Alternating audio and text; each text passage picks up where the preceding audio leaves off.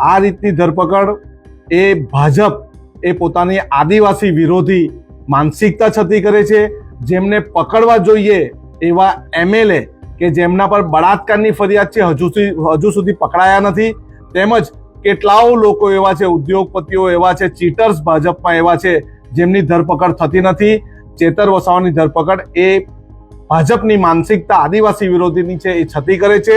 અમે એનો ઘોર વિરોધ કરીએ છીએ અને મારા સાથી ધારાસભ્યને અમે સમર્થન કરીએ છીએ. આવનારા દિવસમાં જો એને છોડવામાં ન આવે તો અમે જન આક્રોશ રેલી અને ન્યાય યાત્રા જેવી રેલી કરતા અચકાઈશું નહીં. આદિવાસી એકતાની વાત આવે એટલે મોટા ભાગે કઈ નાનામાં નાની ઘટના બને તો પણ આદિવાસીઓ એક સાથે ભેગા થઈ જતા હોય છે, એટલી એકતા બતાવતા હોય છે. સમર્થન માટે અને વિરોધ માટે બંને માટે આદિવાસીઓ ભેગા થતા હોય છે. અને પછી એ નેતાઓ પણ કેમ ન હોય. તમે મોટામાં મોટા નેતા છો, અલગ અલગ પક્ષ સાથે છો, તમારા પક્ષ અને મતભેદ અલગ અલગ છે, પણ છતાં તમારા આદિવાસી નેતા સાથે કઈ થાય છે તો એ નેતાઓ ભેગા થઈ જતા હોય છે. એટલે મનસુખ વસાવા અને ચૈતર વસાવા વચ્ચે ભલે મતભેદ હોય, પણ જ્યારે ચૈતર વસાવા સાથે કશું થાય કે મનસુખ વસાવા સાથે કશું થાય તો બંને એક થઈ આદિવાસીઓ માટે વાત કરતા પણ દેખાયા છે. અનંત પટેલ આમ તો કોંગ્રેસમાં છે, પણ અનેકવાર ચૈતર વસાવા સાથે અલગ અલગ મુદ્દાઓ પર વિરોધ પ્રદર્શન કરતા દેખાયા છે. આદિવાસીઓના મુદ્દા હોય કે પછી દક્ષિણ ગુજરાતમાં DGBCLની પરીક્ષામાં જે થયું ત્યારે પણ વિરોધ કરતા દેખાયા હતા.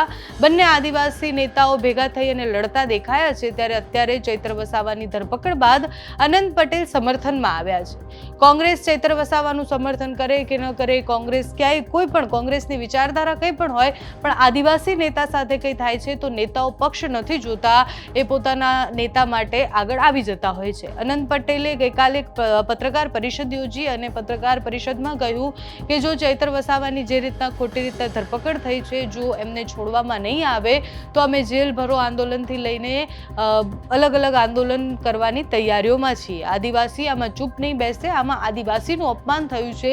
આદિવાસીઓ માટે જે નેતા સવાલ ઉઠાવે એ નેતાને તમે પકડી અને જેલમાં નાખી દો, એ અમને યોગ્ય નથી લાગતું. અને એટલે હું ચૈતર વસાવા સાથે છું એવું અનંત પટેલે તો કહી દીધું છે. અનંત પટેલે કાલે પત્રકાર પરિષદમાં બીજું શું કહ્યું, કારણ કે ભારતીય જનતા પાર્ટીમાં પણ આદિવાસી નેતાઓ છે, એ નેતાઓ કેમ કશું નથી બોલી રહ્યા એ સવાલ પણ થયા હતા. તો અનંત પટેલે વિસ્તારથી આ વિષય પર શું વાત કરી છે તે સાંભળો.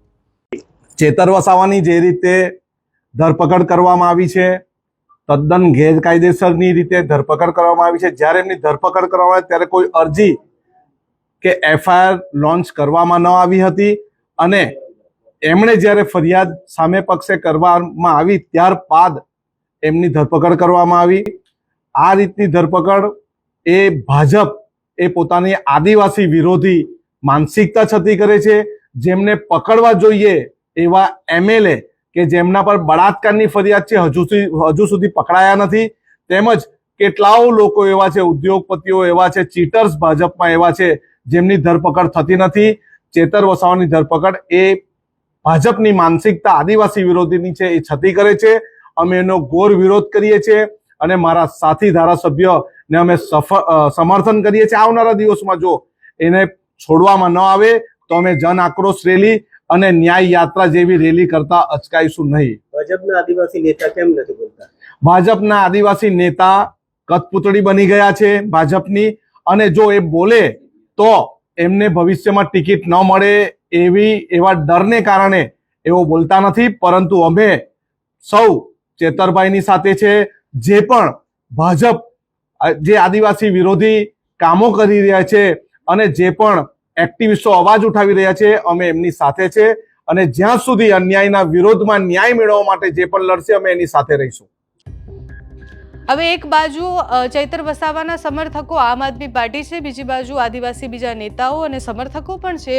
આ બધાની વચ્ચે ચૈતર વસાવાની ધરપકડ બાદ એમને વડોદરા લઈ જવામાં આવ્યા છે. ત્યાંથી આગળ શું કેસમાં થાય છે એ માહિતી તમારા સુધી પહોંચાડતા રહીશું. તમને આખા કેસમાં શું લાગે છે કે કોણે માર ખાધો, કોને માર્યા, કોણ આમાં જવાબદાર છે આખી ઘટના પાછળ, અમને કમેન્ટ્સમાં જણાવજો. અત્યારે આ વિડીયોમાં બસ આટલું. જો તમે અમને YouTube પર જોઈ રહ્યા હોય તો સબસ્ક્રાઇબ કરજો, Facebook પર જોઈ રહ્યા હોય તો ફોલો કરજો, અમારા વિડીયોને લાઈક અને શેર કરજો.